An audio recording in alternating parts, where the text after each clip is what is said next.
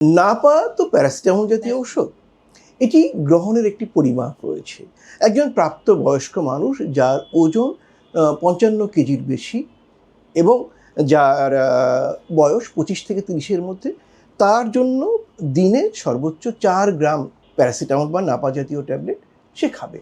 আবার বয়স যত কম অথবা বেশি এবং শরীরের ওজন এর সাথে তার ভাগ করে ওজনের সাথে মিলিয়ে নাপার বা প্যারাসিটামলের ডোজটা ঠিক করতে হয়। এই কারণেই কিন্তু আমরা বলি চিকিৎসকের পরামর্শ নিতে।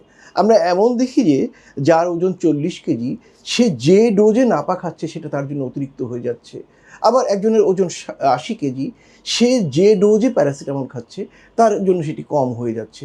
উভয় ক্ষেত্রেই কিন্তু রোগীর বিপদের ঝুঁকিটা বেড়ে যায়। বিশেষ করে যখন ডোজটা বেশি হয়, লিভার ক্ষতিগ্রস্ত হওয়ার সম্ভাবনা বেড়ে যায়। আবার অন্যদিকে আমরা দেখি যে ওজন অনুযায়ী কম ডোজের নাপা খাওয়ার বা প্যারাসিটামল খাওয়ার জন্য তার শরীরে জ্বরের যতটা কমে যাওয়ার কথা ততটা কমছে না বা ব্যথা কমছে না।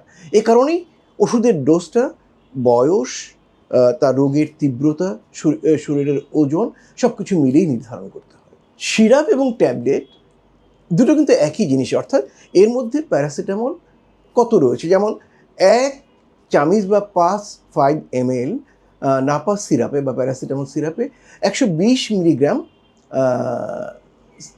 প্যারাসিটামল জাতীয় ওষুধ থাকে। একটি নাপা ট্যাবলেটে থাকে ৫০০ মিলিগ্রাম। তো সেই অনুযায়ী যাকে আমরা দেখা যাবে যে ৫০০ মিলিগ্রাম নাপার ডোজ দেব, তাকে আমরা অবশ্যই ট্যাবলেটের দিকে যাব। আর যে এর কম দিতে হবে ১২০ মিলিগ্রাম বা ২৪০ মিলিগ্রাম বা ২৫০ মিলিগ্রাম, সেক্ষেত্রে আমরা সিরাপ দেব। একই সাথে এটাও মনে রাখতে হবে, অনেক একটু বয়সের বেশি বয়সের ছেলে মেয়ের আছে যারা ট্যাবলেট খেতে পারে না। সেক্ষেত্রে আমরা হিসেব করে সিরাপটা যতটা দরকার সেভাবে দেব।